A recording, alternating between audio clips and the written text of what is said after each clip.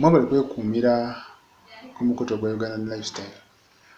Amunnange Kapere kosa ne President w'ekibiina kya National Unity Platform Robert Kyagulanyi Ssentamu basobodde okubeera nga bakomawo mu ggwanga erya Uganda.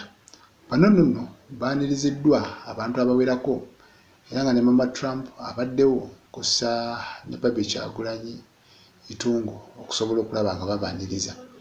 Kale basobodde okubeera nga banyumya biki bye basanze e Bulaayi eyo naddala eyo mu ggwanga erya UAE mu kibuga Dubai.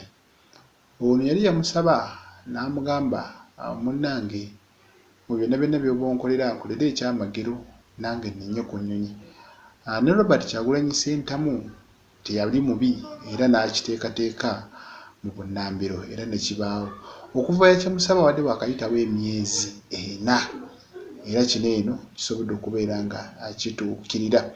Kati ono musanyufu nnyo eby'ensusso era alabira ddala ng'ekirooto kye kyasobodde okubeera nga kituukira. Newankubadde obaddewo ababadde bagenda maaso n'okubeera munnange nga bajjayo Bad Energy bagamba yali badde muwaamu ssente n'ebirala, naye omuntu wabaako ne kyayagala era ekyo kyaba ayagala.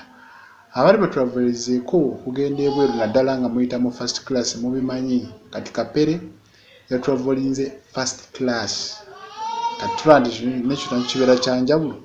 Kale ebyo bwe bityo bibadde anze Ssegawa Murshid.